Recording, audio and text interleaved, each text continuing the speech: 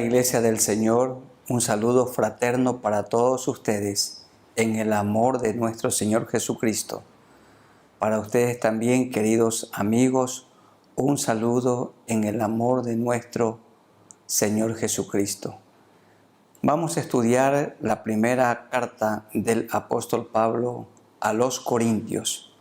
Como ustedes conocen, esta carta fue escrita por Pablo desde Éfeso para los hermanos de Corinto. Una iglesia que tenía problemas. Habían permitido los hermanos de Corinto que el pecado, que la inmoralidad permeara dentro de la congregación. Y la iglesia del Señor está en el mundo para influir en el mundo, para hacer luz en el mundo, para hacer sal. La iglesia del Señor tiene que penetrar en el mundo, pero en Corinto el mundo estaba penetrando al interior de la iglesia. Era un centro donde había mucho paganismo, mucha inmoralidad sexual. Y entonces Pablo le escribe esta carta porque había recibido el informe por medio de los hermanos de Cloé, quienes le dijeron a Pablo que la situación allí no andaba bien.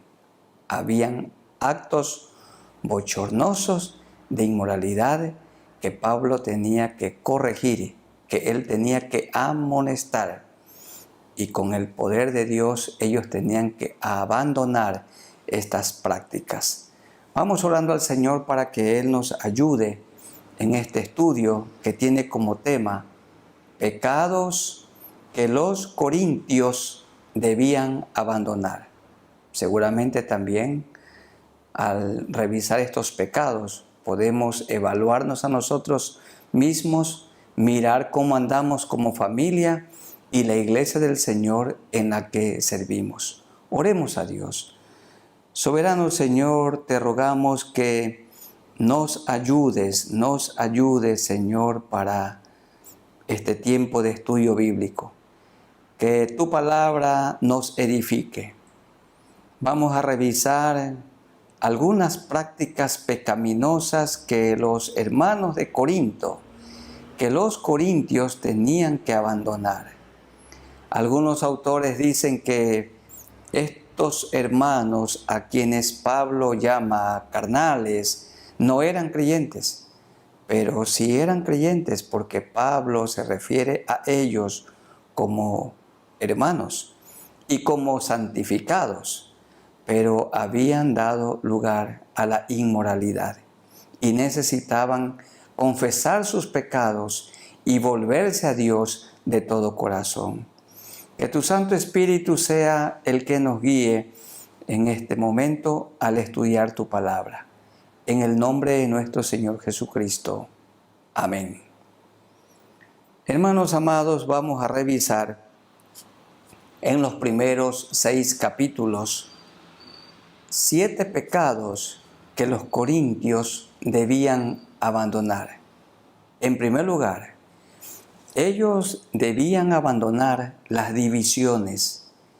Y Pablo los amonesta en el capítulo 1, versículos 10 al 17, que dice de la siguiente manera: Os ruego pues, hermanos, por el nombre de nuestro Señor Jesucristo, que habléis todos una misma cosa, y que no haya entre vosotros divisiones, sino que estéis perfectamente unidos en una misma mente y en un mismo parecer.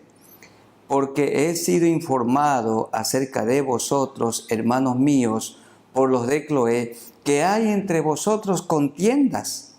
Quiero decir que cada uno de vosotros dice: yo soy de Pablo, y yo de Apolos, y yo de Cefas, y yo de Cristo. ¿Acaso está dividido Cristo? ¿Fue crucificado Pablo por vosotros? ¿O fuisteis bautizados en el nombre de Pablo? Doy gracias a Dios de que a ninguno de vosotros he bautizado, sino a Crispo y a Gayo, para que ninguno diga que fuisteis bautizados en mi nombre.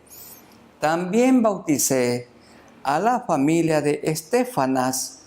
De los demás, no sé si he bautizado a algún otro, pues no me envió Cristo a bautizar, sino a predicar el Evangelio, no con sabiduría de palabras, para que no se haga vana la cruz de Cristo.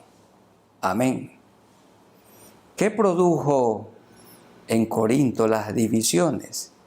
Que los hermanos habían tomado partido, se habían alineado con alguno de los predicadores en particular. A Corinto fueron a predicar, primero Pablo, también estuvo allí el elocuente Apolos, también Cefas, que es Pedro. Y algunos decían, yo soy de Pablo, yo de Apolos, otros decían, yo soy de Pedro, y los más espirituales, entre comillas, decían, yo soy de Cristo. Y Pablo les amonesta, ¿está acaso dividido Cristo? Hermanos queridos, en las iglesias más grandes generalmente es saludable la formación de cuerpos pastorales. Es necesario la formación de cuerpos ministeriales. Y la iglesia está acostumbrada o debe de acostumbrarse a oír a los diferentes pastores y predicadores. Pero no son iguales ellos de ninguna manera. Cada uno tiene su forma. Son diferentes, pero la iglesia debe evitar hacer comparaciones entre ellos. Cada uno debe ser respetado, cada uno debe ser oído con atención, pero no debe de haber grupos, no se debe producir una división, no deben los hermanos tomar partidos. En el hogar también pueden haber divisiones cuando un grupo de hijos, unos se alinean con la mamá y otros con el papá. De ninguna manera, los hijos deben obedecer y amar a sus padres. Y los padres no debemos tener un hijo o hija preferido o preferida, sino darles a ellos un trato por igual. Esto se llama justicia. Ser justos con ellos. Qué pena. Y Pablo les ruega, dice que no haya entre vosotros divisiones, sino que estéis perfectamente unidos en una misma mente y en un mismo parecer.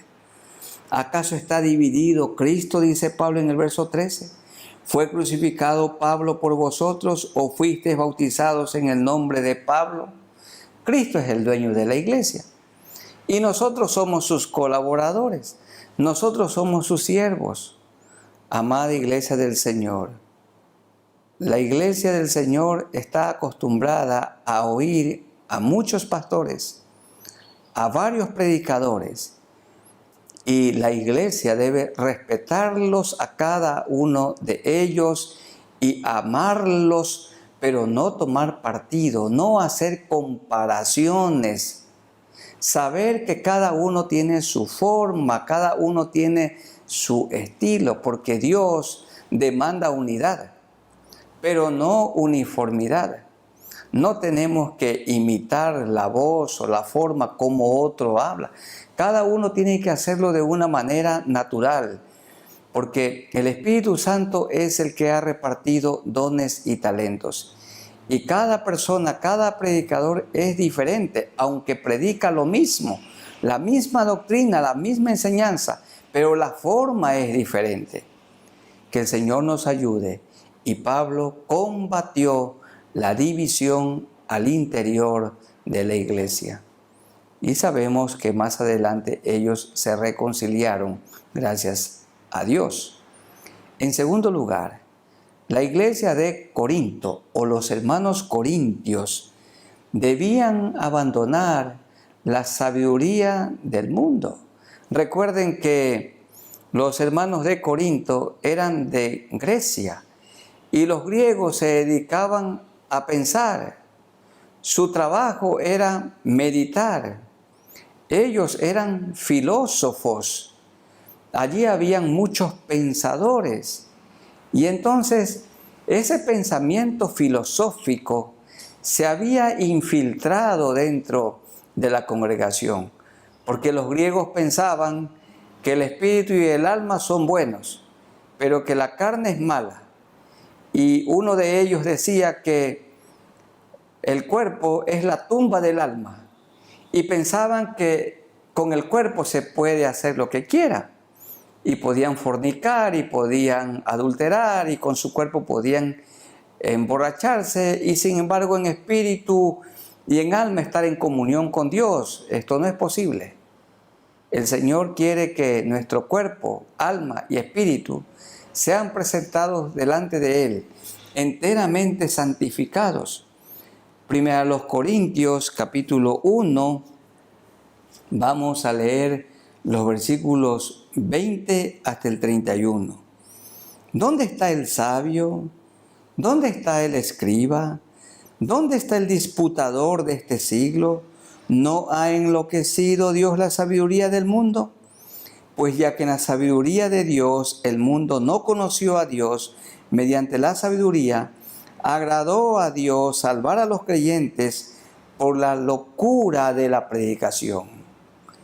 Porque los judíos piden señales y los griegos buscan sabiduría, buscan la filosofía, pero nosotros predicamos a Cristo crucificado, para los judíos ciertamente tropezadero, y para los griegos locura, mas para los llamados, todos somos llamados, pero para los que hemos acudido al llamamiento que el Señor nos ha hecho, así judíos como griegos, Cristo poder de Dios y sabiduría de Dios. Porque lo insensato de Dios es más sabio que los hombres, y lo débil de Dios es más fuerte que los hombres. Pues mirad, hermanos, vuestra vocación, que no sois muchos sabios según la carne, ni muchos poderosos, ni muchos nobles. Verso 27. Sino que lo necio del mundo escogió Dios para avergonzar a los sabios, y lo débil del mundo escogió Dios para avergonzar a lo fuerte. Y lo vil del mundo y lo menospreciado escogió Dios, y lo que no es, para deshacer lo que es, a fin de que nadie se jacte en su presencia. Mas por él estáis vosotros en Cristo Jesús, el cual nos ha sido hecho por Dios sabiduría, justificación, santificación y redención, para que, como está escrito, el que se gloría, gloríese en el Señor. Hermanos queridos y amigos, cuando los predicadores predicamos el Evangelio de Jesucristo es oído, es escuchado mayormente por la gente sencilla, por la gente de una situación, de una posición socioeconómica básica, y también la gente con educación básica. Es más difícil que un académico y que un hombre rico busque a Dios. ¿Recuerdan ustedes aquel joven rico que le dijo al Señor Jesús: ¿qué debo hacer para heredar la vida eterna? Y el Señor le dijo: si quieres seguirme, anda y vende lo que tienes y dalo a los pobres. Él era un hombre avaro, él era un hombre ambicioso de las cosas materiales y no estaba dispuesto a compartir de lo que el Señor le había dado. Y los académicos tienen mucha reflexión, tienen mucha filosofía, han leído muchos libros y son muy argumenteros y cuestionan la vida de Jesucristo. Pero la persona sencilla, en la gran mayoría de los casos, y también hay ricos y académicos que se humillan y reconocen a Jesucristo como el único Salvador. Jesucristo es Dios encarnado. Él vino aquí a vivir en esta tierra, a mostrarnos el camino a Dios. Y ser cristiano es seguir la vida de Cristo, imitar a Jesucristo. el que nunca pecó, el que nunca cometió maldad. Los filósofos imitaban y seguían a sus maestros, los padres de la filosofía, pero nosotros imitamos a Jesucristo. Y cuando una persona se convierte, comienza a hablar de la transformación que Cristo ha obrado de una manera sencilla. Por esto dice aquí la palabra en el verso 28, que lo vil del mundo y lo menospreciado escogió Dios, y lo que no es, para deshacer lo que es. Y dice, para avergonzar a los sabios. ¿Qué pasaba en aquel tiempo? Que también se convertían al Señor los esclavos. Y ellos aceptaban el reto del llamamiento, se capacitaban. Y Dios los ubicaba como pastores. Y entonces sus patrones tenían que venir y escuchar a los pastores que habían sido sus esclavos. Y no estaban contentos con esto, porque ellos pensaban que necesitaban un pastor de otro nivel socioeconómico. Así hay algunas iglesias evangélicas en el mundo que andan escogiendo y buscando a algún pastor que pueda ser de su nivel y que les pueda a ellos enseñar. Cuando el doctor A.B. Simpson en Nueva York comenzó a ganar para Cristo a aquellos inmigrantes que venían de Europa, entonces comenzaron a llegar a la iglesia donde él predicaba. Y muchos miembros allí se sintieron incómodos y le preguntaron al doctor Simpson si ellos iban a seguir congregándose. Y claro que sí, porque el evangelio es para todos. No les pareció bien. Y por esto él inició este movimiento de la Alianza Cristiana y Misionera, que enseña lo que la Biblia enseña, que el evangelio tiene que ser predicado a toda criatura, porque él quiere que todos vengan al conocimiento de la verdad. Él no quiere que ninguno perezca, sino que todos procedan al arrepentimiento. Predicamos el evangelio.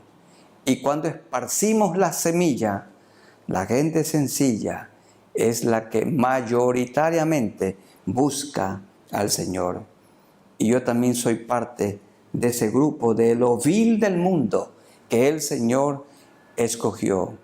Qué vida abundante y maravillosa es la que ahora disfrutamos con nuestro Señor Jesucristo.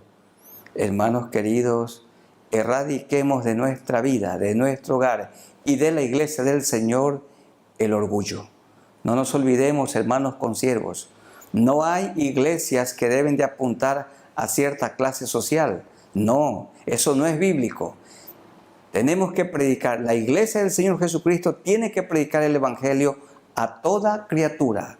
No tenemos que apuntar a cierto grupo social, como dicen los especialistas o algunos especialistas en iglesia y crecimiento.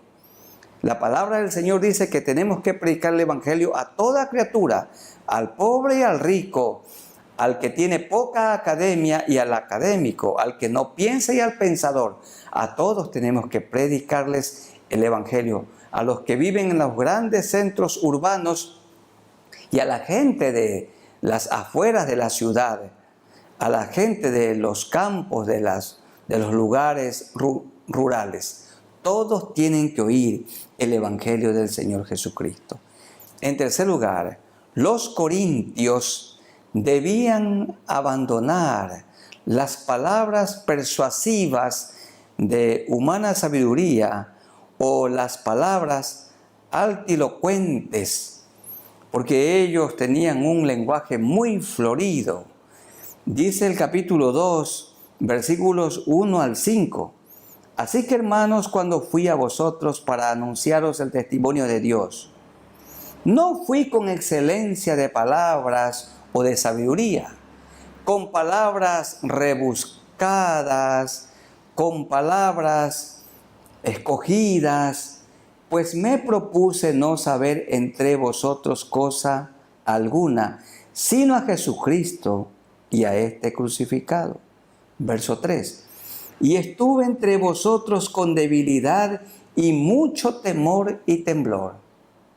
Vean, hermanos pastores, hermanos consiervos, hermanos guías espirituales y miembros de la iglesia del Señor, ¿cómo tenemos que predicar el Evangelio a un filósofo, a un académico, a un rico, a un pobre, a una persona que trabaja en la plaza, a un agricultor, a una persona que vende algo por la calle?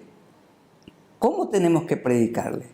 Tenemos que nosotros ir a ellos con debilidad y con mucho temor y con mucho temblor. En el libro El discurso a mis estudiantes del pastor Carlos Spurgeon, él aconseja a sus estudiantes, nos aconsejaba él a los que somos estudiantes de la palabra. Si vamos a predicarle a 5 académicos o si vamos a predicarle a 5 personas en la plaza o en una ciudadela o en algún lugar de la zona rural, tenemos que prepararnos igual. No es que tenemos que prepararnos de una manera muy especial para hablarle a cierta clase de personas y no tener ninguna preparación para los que tienen menos educación. Esto sería una terrible injusticia y allí estaríamos haciendo acepción de personas. Dice Pablo, yo fui a vosotros, sabía quiénes eran ellos, pensadores griegos, fui con debilidad, fui con temor, fui con temblor. Eso significa, fui con humildad. Fui para hablar con las palabras que todos pueden entender. No con palabras rebuscadas, sino fui para hablar con sencillez el Evangelio del Señor Jesucristo. Y dice el verso 4, y ni mi palabra, ni mi predicación fue con palabras persuasivas de humana sabiduría, sino con demostración del Espíritu y de poder. Hay algunos predicadores que para entenderles algo, los oyentes tienen que estar con un diccionario para buscar qué significa esas palabras, cuando lo pueden decir de una manera más sencilla. En lugar de hablar de la amartiología, sencillamente hablar de la doctrina del pecado. O en lugar de hablar de la escatología, hablar de la doctrina, de la enseñanza de la segunda venida de Cristo. ¿Para qué procurar impresionar a la gente? A Dios no lo vamos a impresionar. Él quiere que el mensaje salga de nuestra mente y de nuestro corazón y tiene que ser dicho con sencillez. Mejor es que vaya con sencillez para que la gente académica lo pueda entender. Pero si es un mensaje que apunta a ellos, en el lenguaje de ellos, la gente sencilla no lo va a captar. No fui con palabras persuasivas, sino con demostración del Espíritu y de poder, el poder de Dios. Pablo fue lleno del Espíritu Santo, guiado por el Espíritu Santo de Dios, para que vuestra fe no esté fundada en la sabiduría de los hombres, sino en el poder de Dios. Pablo no hablaba para que la gente lo admire a él, para que lo aplauda a él. Pablo hablaba con sencillez, para que la gente ponga su mirada en Cristo, para que la gente admire a Cristo. Hermanos consiervos, ustedes y yo podemos hacer posible que la gente nos siga a nosotros, nos admire a nosotros. Pero nosotros solamente somos un dedo apuntando a Cristo, como lo fue Juan el Bautista. Él dijo, yo no soy el Cristo. Ahí está el Cordero de Dios que quita el pecado del mundo. Dice un autor llamado William Barclay, que nosotros los predicadores, los pastores, los maestros, los guías espirituales, solamente somos una mano, un dedo que apunta a Cristo y que descorre el velo para que en el centro del escenario se vea a Cristo. Él es el Rey. Él es el único Dios verdadero. Y delante de Él tenemos que postrarnos y adorarlo.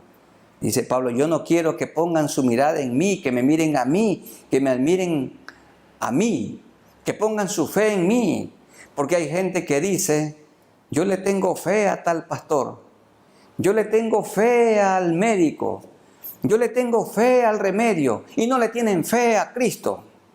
Pablo dice, no me tengan fe a mí, ténganle fe a Jesucristo, admiren a Jesucristo, sigan a Jesucristo. Pablo con sencillez predicaba el Evangelio. No permitió que el orgullo llenara su mente y su corazón. Por esto hablaba con palabras que todos podían entender. Pablo no procuraba impresionar a nadie, porque queridos amigos y hermanos, Dios no se deja impresionar. Cada uno hable de acuerdo al don que el Señor le ha dado. No tenemos que imitar a nadie, tenemos que imitar a nuestro Señor Jesucristo, el único modelo a seguir, el que nunca pecó, nunca cometió maldad. Bien dice Hebreos, pongan su mirada en Jesús. En cuarto lugar, los hermanos de Corinto, los corintios, debían abandonar la autosuficiencia y el orgullo espiritual de tener todos los dones. De esto se jactaban. Primero los Corintios 4, vamos a leer 4, versículos 5 al 8. Primero los Corintios 4, 5 al 8. Así que no juzguéis nada antes de tiempo, hasta que venga el Señor, el cual aclarará también lo oculto de las tinieblas y manifestará las intenciones de los corazones, y entonces cada uno recibirá su alabanza de Dios. Pero esto, hermanos, lo he presentado como ejemplo en mí y en Apolos, por amor de vosotros, para que en nosotros aprendáis a no pensar más de lo que está escrito, no sea que por causa de uno os envanezcáis unos contra otros, se llenen de orgullo, porque ¿quién te distingue? ¿O qué tienes que no hayas recibido? Y si lo recibiste, ¿por qué te glorías como si no lo hubieras recibido? Pablo está diciendo que algunos hermanos en Corinto se sentían muy orgullosos de los dones que poseían. El don de la predicación, el don de pastor, el don de la sabiduría, de la ciencia, el don de lenguas. Y se jactaban. Y les dice Pablo, ¿qué te distingue? ¿Por qué no reconoces que todo lo hemos recibido por gracia? Hermanos, ¿qué méritos tiene usted? ¿Qué mérito tengo yo? Nosotros solo somos como un violín antiguo allí en el piso. No tiene ningún valor el violín allí en el piso. ¿Cuándo tiene valor? Cuando el maestro, el violinista, lo toma, lo recoge, lo limpia, lo repara y entonces lo toca, lo entona. Así éramos nosotros.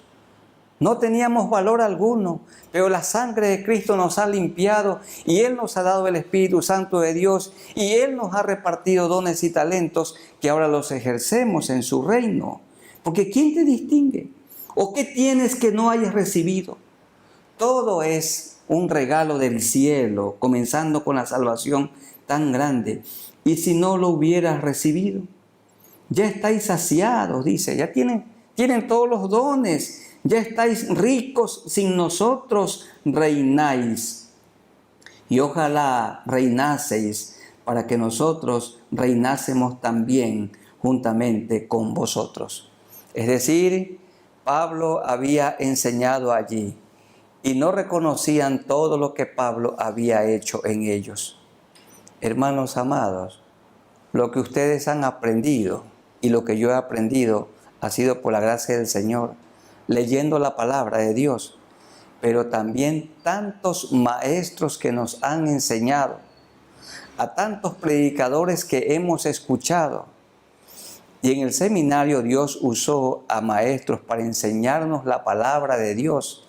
Y ahora que estamos leyendo muchos libros, cada libro tiene un autor y aprendemos de ellos.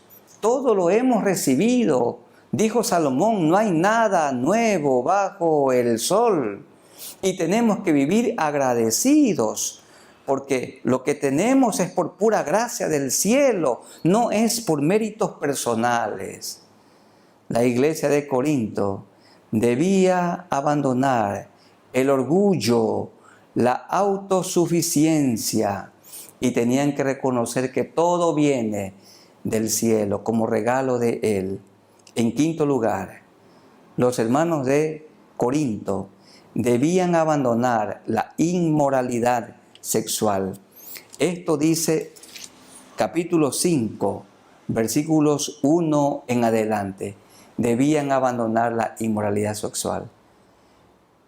Hermanos amados, la iglesia de Corinto había dejado permear, había dejado filtrar el pecado dentro de la congregación. La iglesia está para influir en el mundo, para hacer luz del mundo. Pero la iglesia no tiene que permitir que el mundo se introduzca dentro de ella. No debe permitir permear el pecado. Tal era la inmoralidad, dice 5.1. De cierto se oye que hay entre vosotros fornicación, inmoralidad sexual, y tal fornicación cual ni aún se nombra entre los incrédulos, entre los gentiles, tanto que alguno tiene la mujer de su padre. Allí había un hermano que estaba conviviendo íntimamente, no una vez, sino era por algún tiempo con su madrastra, es decir, con la mujer de su papá. No era su mamá, con la mujer de su padre. ¿Y qué estaba pasando? Y los hermanos de Corinto, como este hombre seguramente era influyente, los líderes de la iglesia, las autoridades, los dirigentes estaban callados.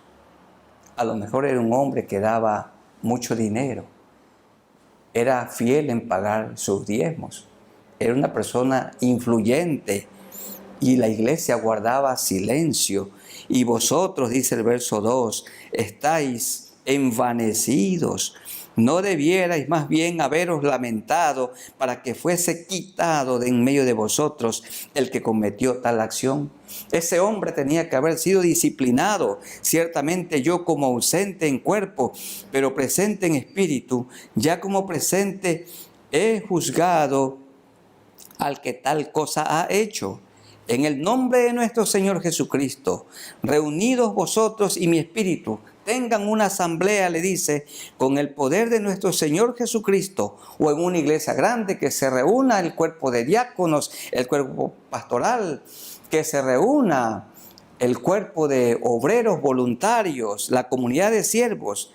Reúnanse, dice, en el nombre de nuestro Señor Jesucristo, el tal sea entregado a Satanás, que sea disciplinado para destrucción de la carne, a fin de que el espíritu sea salvo en el día del Señor Jesús. Estamos hablando de un creyente. Estaba viviendo carnalmente.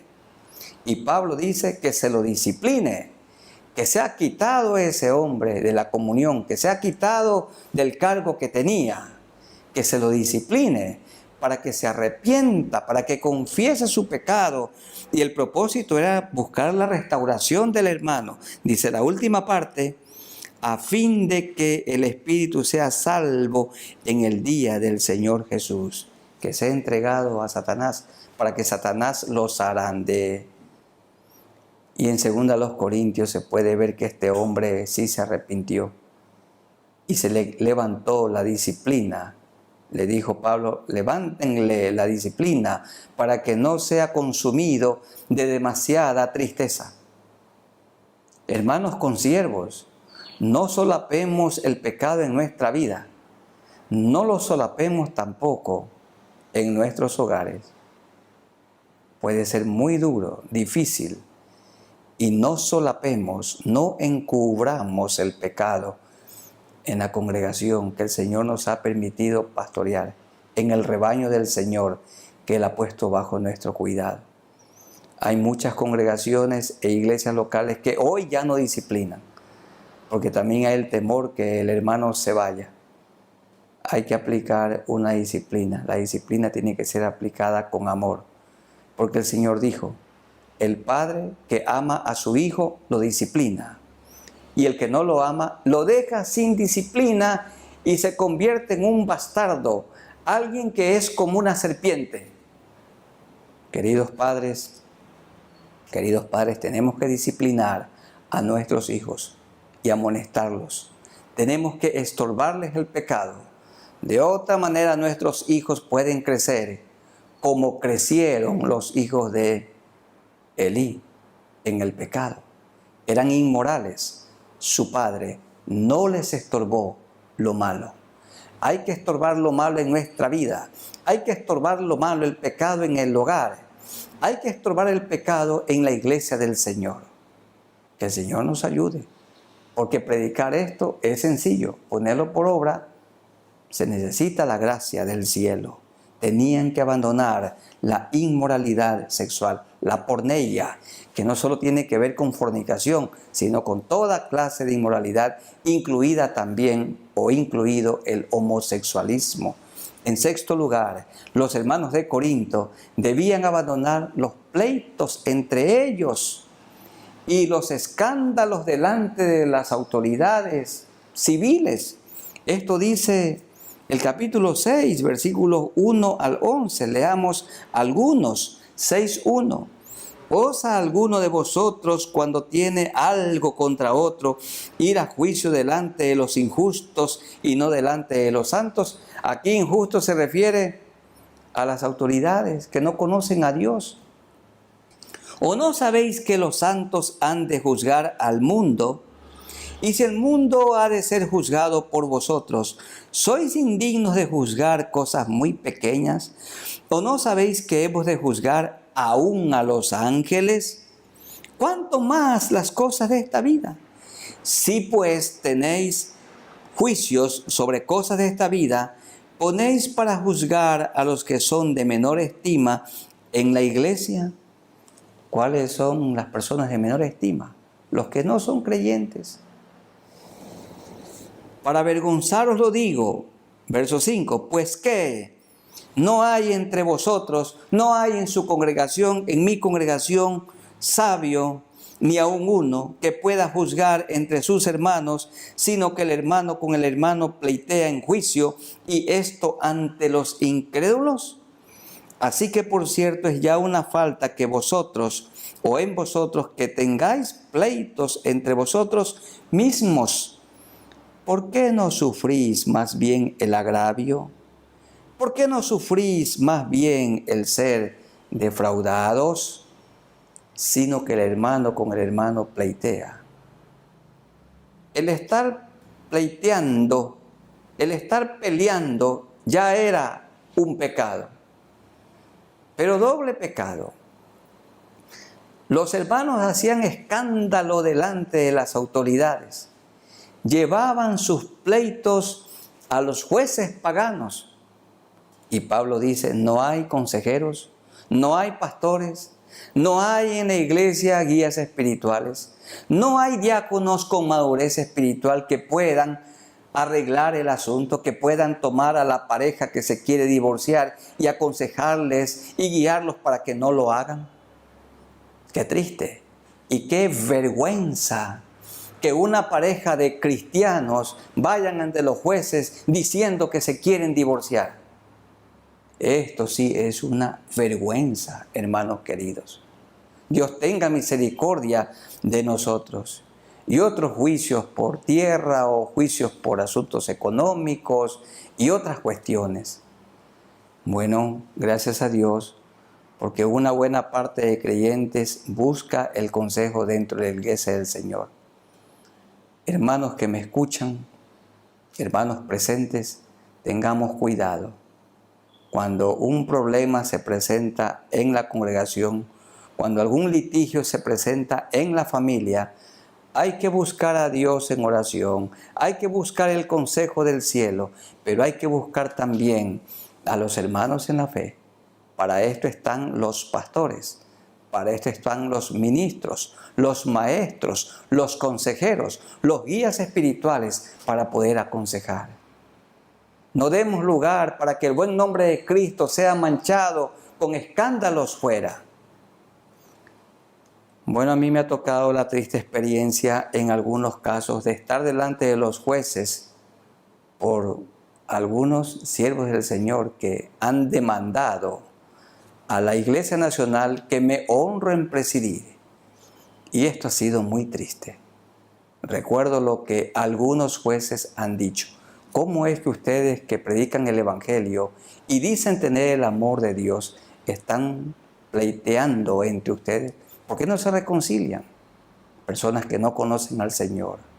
Hermanos y hermanos queridos, cuando ustedes, hermanos consiervos, quieran prescindir o van a prescindir de un trabajador, de una persona que tiene relación de dependencia, hay que hablar con el trabajador, hay que hablar con el obrero, hay que llegar a un acuerdo.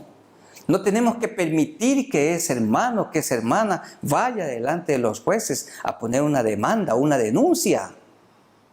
Todos los problemas se pueden arreglar dentro. Tenemos la sabiduría del cielo. Que el Señor nos ayude, que no nos parezcamos a esta iglesia de Corinto. Y en último lugar, los hermanos de Corinto debían abandonar la fornicación, el adulterio y toda inmoralidad sexual, la porneia. Capítulo 6, versículos 12 hasta el 20. Dice 6:12, todas las cosas me son lícitas, mas no todas convienen. Todas las cosas me son lícitas, mas yo no me dejaré dominar por ninguna. Las viandas para el vientre, la comida para el vientre y el vientre para la comida, las viandas. Pero tanto al uno como a las otras destruirá Dios. Pero el cuerpo no es para la fornicación, no es para la infidelidad conyugal, sino para el Señor y el Señor para el cuerpo. Los griegos pensaban que con el cuerpo se puede hacer lo que quiera. No, tiene que ser presentado a Dios en sacrificio vivo. Dice el verso 14, Dios que levantó al Señor, también a nosotros nos levantará con su poder. Él nos dará un cuerpo glorificado, apto para vivir en el cielo. ¿No sabéis que vuestros cuerpos son miembros de Cristo? Quitaré pues los miembros de Cristo y los haré miembros de una ramera, de una prostituta. De ningún modo. ¿O no sabéis que el que se une con una ramera es un cuerpo con ella? El que se une con una ramera se hace marido de ella. Se hace una sola carne con ella. Pero el que se une al Señor, un espíritu es con él. Y dice Pablo en el verso 18, huid de la fornicación, huid del adulterio, huid de la pornografía, de la masturbación, huid de la lascivia, de todo desenfreno sexual, huid del homosexualismo, huid de la fornicación, porneia. Cualquier otro pecado que el hombre cometa fuera del cuerpo está, mas el que fornica contra su propio cuerpo peca. ¿O ignoráis que vuestro cuerpo es templo del Espíritu Santo, el cual está en vosotros, el cual tenéis de Dios, y que no sois vuestros? ¿Por qué este cuerpo tiene que vivir enteramente santificado? ¿Por qué? Porque aquí vive el Espíritu Santo de Dios. Este cuerpo no es para emborracharlo. Este cuerpo no es para la glotonería. Este cuerpo no es para maltratarlo. Este cuerpo es para cuidarlo. ¿Por qué? Porque Cristo vive dentro de nosotros. Y Él quiere que vivamos enteramente santificados. Los hermanos de Corinto pensaban, como pensaban los filósofos griegos, que con el cuerpo podían hacer lo que quiera. Pero Pablo dice no, el cuerpo también tiene que ser presentado a Dios como culto racional, enteramente santificado. Hermanos queridos, seamos fieles al Señor, fieles a nuestro cónyuge. Hay que luchar contra el adulterio, hay que abandonar esta práctica, luchar contra la fornicación. Jóvenes, guárdense en pureza de vida, pureza sexual, pureza de cuerpo, hasta el día de su matrimonio. No significa que cuando se casen sean impuros, pero dentro del marco matrimonial, allí sí la pareja puede disfrutar de la unión sexual. El marco legal para la unión sexual es el matrimonio. Pero antes del matrimonio es fornicación, fuera del matrimonio es adulterio. Y este cuerpo ha sido entregado y dedicado también al Señor. Huyamos. Hay que huir de toda práctica inmoral, de toda práctica inmoral. Que el Señor nos ayude. ¿Qué pecados tenían que abandonar, debían abandonar los hermanos de Corinto, los corintios? Número 1, debían abandonar las divisiones. Número 2, debían abandonar la sabiduría del mundo. Número 3, debían abandonar las palabras persuasivas, altilocuentes. Número 4, debían abandonar la autosuficiencia y el orgullo espiritual. Número 5, debían abandonar la inmoralidad sexual.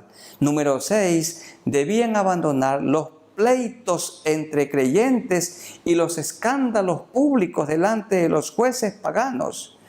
Y debían abandonar toda porneia, toda fornicación, adulterio y toda inmoralidad sexual. Que el Señor nos ayude a vivir santamente y no dejemos de disciplinar también. No dejemos de aplicar la disciplina cuando algún hermano comete alguna inmoralidad. La disciplina tiene un propósito restaurador. Que el Señor nos ayude y tenga misericordia de nosotros. Vivamos, hermanos queridos, como Cristo vivió aquí en la tierra. Andemos como Cristo anduvo. Que sigamos fielmente su vida, sus pisadas, sus huellas. En el nombre de nuestro Señor Jesucristo. Amén. Vamos a orar. Soberano Señor, ayuda a mis hermanos y ayúdame a mí para que vivamos una vida agradable delante de ti. Que abandonemos todo pecado, porque tú vives dentro de nosotros. Cuando pecamos, el Espíritu Santo es contristado y nos redarguye para que confesemos nuestros pecados. Y si los confesamos, Él es fiel y justo para perdonar nuestros pecados y limpiarnos de toda maldad. Hermanos en la fe, si hay algún pecado que abandonar, abandónelo en este momento. En el nombre de Jesús, dígale al Señor: Señor, yo también estoy practicando este pecado. Y hay que decir qué pecado es. Señor, yo lo abandono, yo te lo confieso. Yo te lo confieso. Te lo confieso, Señor. Ayúdame a vivir una vida santa de ahora en adelante. Una vida enteramente santificada. Y amigos queridos, ustedes pueden abandonar el pecado en este momento si ponen su mirada en Jesús. Díganle al Señor Jesús: Señor, yo te confieso todos mis pecados. Te pido perdón por todo lo malo que he hecho. Lávame con tu sangre preciosa de mi maldad. Quita de mi vida todo vicio, todo pecado, toda inmoralidad. Límpiame, Señor, con tu sangre preciosa que derramaste en la cruz del Calvario. Dame tu Santo Espíritu y hazme una nueva criatura, una nueva persona. De ahora en adelante pongo mi mirada en ti. Gracias, Señor, por la vida nueva y abundante que me has dado en este momento. Y, Señor, ayuda a estos nuevos creyentes, a estos nuevos discípulos de Cristo, para que pongan su mirada en ti y que puedan congregarse, Señor, con nosotros para juntos crecer en la gracia de nuestro Señor Jesucristo. Gracias, Señor, porque tú nos has llamado a santificación. Gracias por este estudio en Jesucristo nuestro Salvador. Amén. Amada Iglesia del Señor, un abrazo para ustedes